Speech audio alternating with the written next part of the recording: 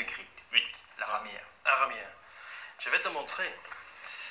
Parce que la tablette, ça, pour l'heure, elle a été dissimulée dans la grotte pour se mettre à l'abri des convoitises. Oui. Mais on a les photos de la découverte. C'est encore dans la grotte. Alors c'est une tablette de bois. Et alors le texte a été gravé probablement avec un instrument métallique et comblé avec une espèce de matière noire. Oui. Et il a incroyablement bien résisté au temps. L'auteur s'appelle Abgar. Abgar. Et qu'est-ce qu'on sait de lui? On sait de lui, je vais faire la traduction du texte ici. Moi, Abgar, fils de Absmoya, je suis venu ici le 25 jour du mois de Tamu. C'est probablement juillet. D'accord. Dans l'année 258. Après Jésus-Christ. Après Jésus-Christ. Je suis venu dans le pays du Nissi. Ça, on ne sait pas exactement. À quoi ça correspond? Oui, voilà. Toi, homme, tu es venu ici. Je te bénisse et je te prie de laisser la tablette sur sa place.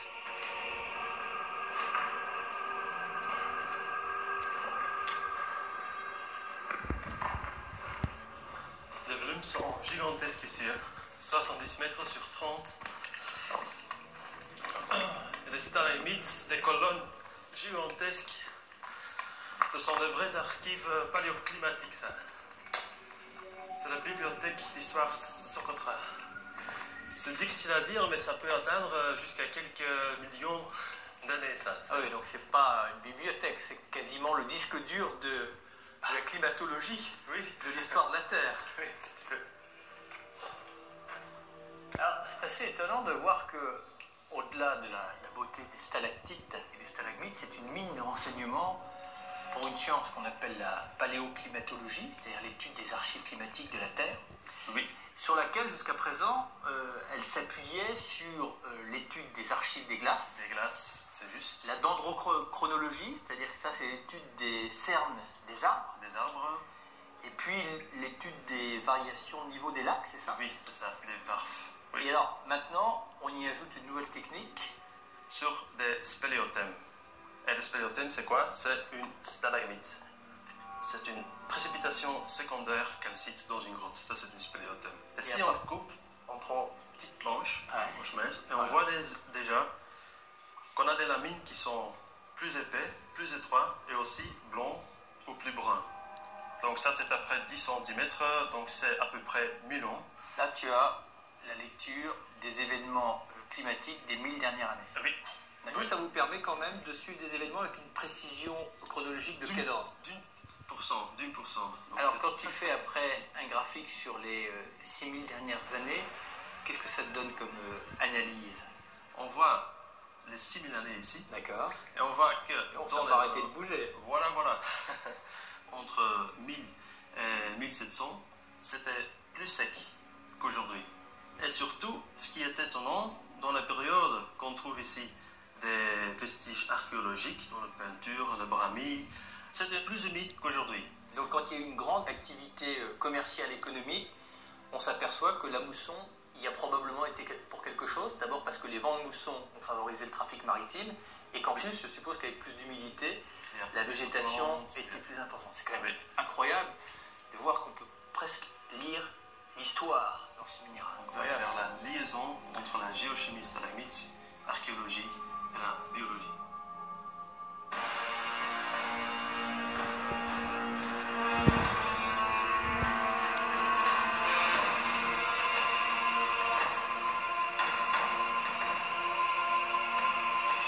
Socotra est rarement dégagé de tout nuage. Et pendant de longues semaines, les vents violents de mousson rendent son accès très difficile depuis l'océan.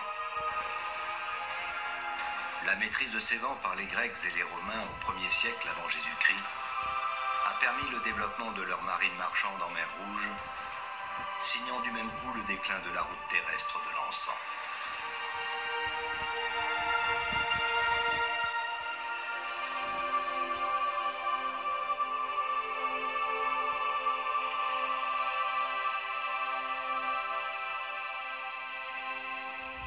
Patrick?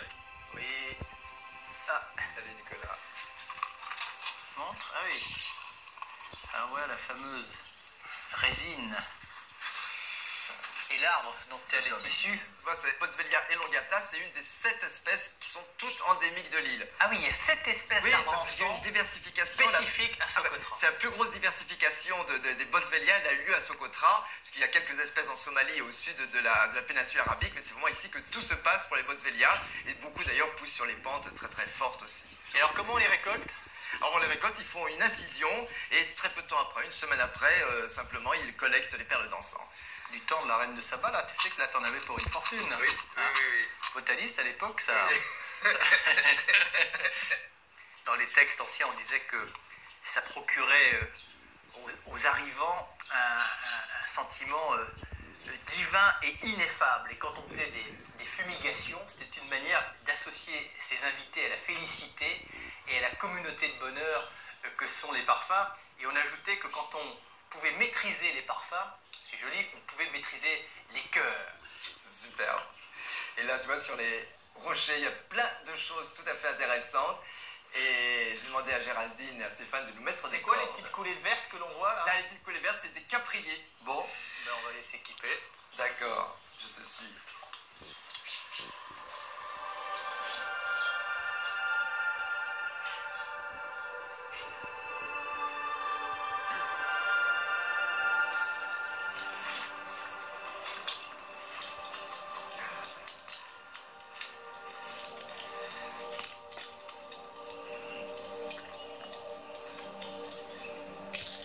Là, il y a tous les stades, là. C'est une nurserie ici. Voilà.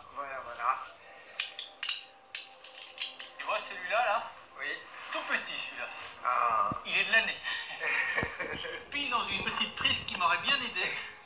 Puis on regarde le Boswellia, là, l'arbre ensemble, l'énorme racine, tu vois, qui après englobe complètement la roche, tu vois, c'est à partir du collet que tu as ces émergences qui stabilisent complètement l'arbre sur la paroi.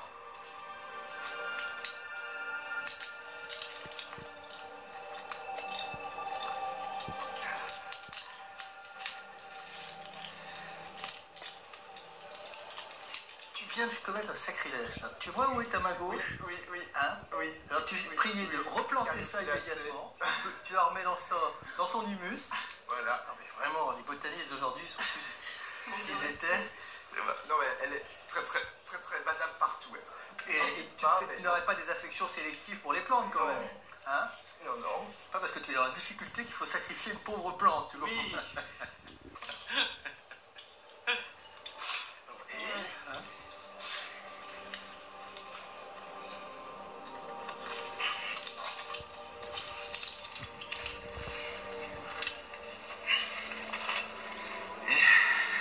Regarde celui-là, il est extraordinaire, là, tu vois, Nicolas. Parce qu'il est ancré en bas et en fait, il a toute sa base qui a épousé la forme du rocher, ce qui lui permet d'avoir son centre de gravité qui reste bien plaqué contre la roche. Et tu sais qu'il y a des vents extrêmement forts pendant 3 ou 4 mois de l'année. Et donc, du coup, il résiste très bien au vent en se plaquant comme ça. Comme nous. Voilà. Que nous, 4 mois, on ne tiendra pas. Alors là, je ne surtout pas. Ah, il y a des trucs qui piquent. Les plantes, c'est sympa jusqu'à un certain degré. Ouais, il y a un petit tragédien qui est assez méchant, là. Ouais. C'est ça qui m'a piqué? Non. Non, c'est gentil.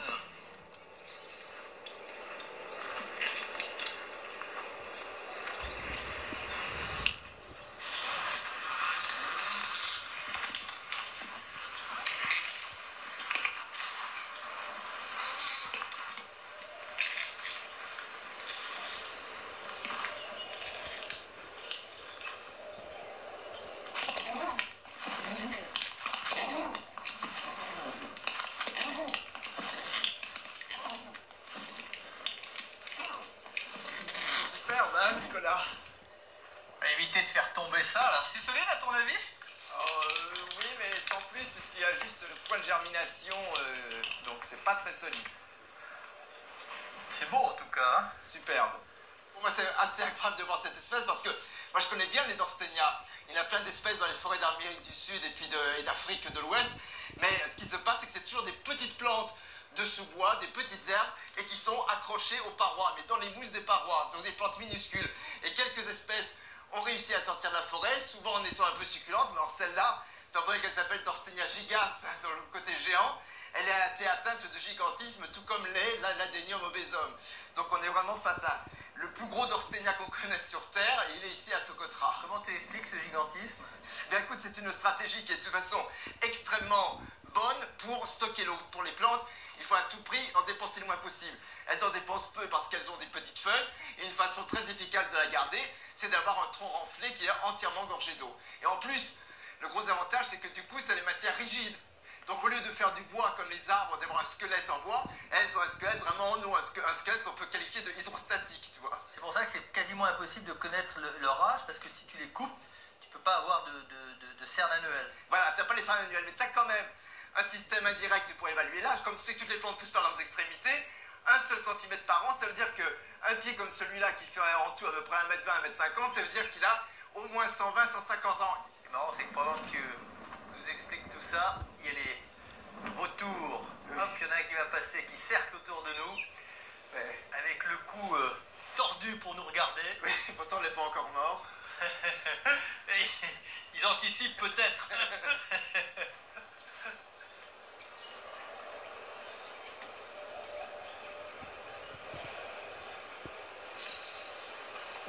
Nicolas, là, ça, c'est vraiment le plus bel adénium.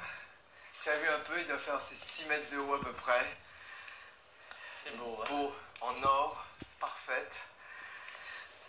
Avec toutes les bases renflées qui poussent tous les bouts de rocher. Une vraie merveille.